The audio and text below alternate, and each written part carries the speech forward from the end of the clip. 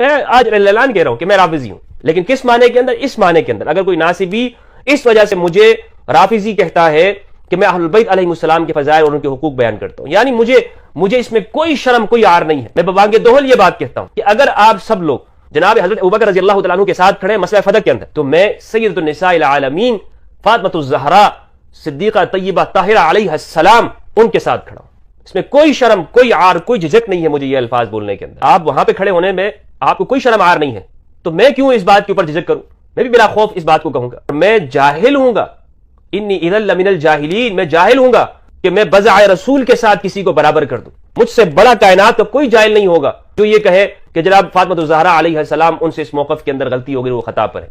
حضرت ابوبکر رضی اللہ تعالیٰ عنہ وہ صحابی رسول ہے، لیکن فاطمۃ الزہراء علیہ السلام وہ بضع رسول ہے، وہ رسول اللہ صلی اللہ علیہ وآلہ وسلم کی شہ رگ ہیں، وہ آپ کی نبض ہیں، وہ آپ کا جگر ہے، آپ کا دل ہے. نہیں ہے آپ یہ جملہ کہیں کہ آپ سنیوں میں چھپے ہوئے رافضی ہیں، کہ میرا لباس سنیوں والا، میری داڑھی سنیوں والی، میری ٹوپی سنیوں والی، میرا جو ہے وہ کتابیں پڑھنا سنیوں والا.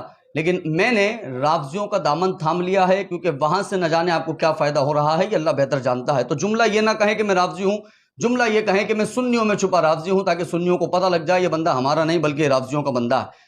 کیا حضور والا حضرت ابوبکر صدیق اور حضرت فاطمۃ الزہرا کو آپ نے الگ الگ شخصیت بنا دیا اور کہا کہ میں فاطمۃ الزہرا کے ساتھ ہوں، جسے صدیق اکبر کے ساتھ کھڑا ہونا ہے وہ کھڑا ہو جائے. میں کہا ڈوب مر جانا چاہیے ہر ایسے بندے کو جو اس طرح کی بات کرتا ہے. حضور والا سیدہ فاطمۃ الزہرا اور حضرت ابوبکر صدیق رضی اللہ عنہما یہ ایک ہیں، کبھی اختلاف ہی نہیں رہا. بسم اللہ الرحمن الرحیم. مومنین اکرام السلام علیکم ورحمۃ اللہ وبرکاتہ. امید آپ سب خیریت سے ہوں گے.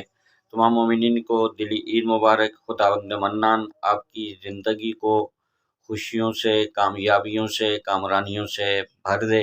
خداوند منان کوئی غم نہ دے سوائے غم حسین علیہ السلام. آج جو موضوع ہے وہ ایک چھوٹا سا ویڈیو کلپ ہے جو آپ آنے والے لمحات میں دیکھیں گے کہ مفتی فضل ہمدرد صاحب کہتے ہیں کہ میں رافضی ہوں اس لیے کہ میں محبت اہل بیت کو اپنا ایمان سمجھتا ہوں، اہل بیت کے ساتھ کھڑا ہونے کو اپنا ایمان سمجھتا ہوں. مسئلہ فدق میں حضرت ابوبکر کے ساتھ نہیں، میں جناب سیدہ طیبہ طاہرہ کے ساتھ کھڑا ہونے کو اپنا ایمان سمجھتا ہوں. اس کے جواب میں انہیں بہت زیادہ تنگ کیا جا رہا ہے. وہ سنی ہے حالانکہ، لیکن ان کا اپنا موقف ہے، ان کا اپنا ایمان ہے، اپنا نظریہ. انہیں کہا جا رہا ہے کہ بھائی آپ سنی نہیں ہیں، آپ سنیوں کے لباس میں رافضی ہیں. رفض اور رافضی، کافر، یہ پتہ نہیں کیا کیا ٹرمز جو ہیں وہ محبان اہل بیت کے لیے استعمال کی جاتی ہیں، اور یہ کیسے استعمال کرتے ہیں، کیسے الفاظ کہتے ہیں، اس کے بارے میں آپ بخوبی جانتے ہیں. ایسے ہی ایک ملا انہیں کہہ رہا ہے کہ جناب وہ مسئلہ فدق کے بارے میں آپ غلط کہہ رہے ہیں، آپ کو حضرت ابوبکر کے ساتھ ہونا چاہیے، اس لیے کہ جناب سیدہ نعوذ باللہ من ذالک انہیں وہ حدیث یاد نہیں رہی تھی، وہ بھول گئی تھی، اور حضرت ابوبکر نے انہیں وہ حدیث یاد دلائی تھی. نہیں بھائی، ایسے بھی نہیں ہیں. جناب سیدہ عالمہ غیر معلمہ ہیں، وہ رسول خدا کی واحد بیٹی ہیں، وہ ایسی عالمہ ہیں جہاں تمہاری سوچ بھی نہ جا سکے، ان کا علم ایسا ہے. جناب سیدہ نے دعویٰ کیا، انہیں اس حدیث کا کہا گیا فریق مخالف کی طرف سے. پھر جناب سیدہ نے آگے سے کیا فرمایا تھا، اے ابن ابی قحافہ، کیا تمہارے لیے قرآن الگ ہے، ہمارے لیے قرآن الگ ہے؟ تمہارے لیے تو قرآن میں تمہاری بیٹیوں کے لیے جائیداد میں حصہ موجود ہے، لیکن نبی کی بیٹی کے لیے کوئی نہ ہو. کیا نبی کی اولاد کے لیے کوئی حق نہیں ہوتا؟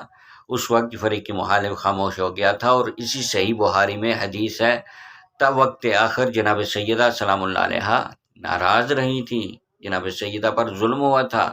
اب اس حدیث میں بھی وہ آگے سے تعویل کیا کرتے ہیں؟ وہ تعویل یہ کرتے ہیں کہ وہ ناراض نہیں رہی تھی بلکہ خاموش ہو گئی تھی. اس مسئلے میں، مسئلہ فدق پر انہوں نے دوبارہ کوئی بات نہیں کی تھی. نہیں، مسئلہ فدق نہیں، کسی طور پر بھی انہوں نے کوئی بات نہیں کی تھی. اس لیے محبان اہل بیت کو رافضی کہنا، کافر کہنا، غلط کہنا یہ درست نہیں ہے. شیعہ سنی بھائی ہیں، شیعہ سنی آپس میں مار و محبت سے رہتے ہیں.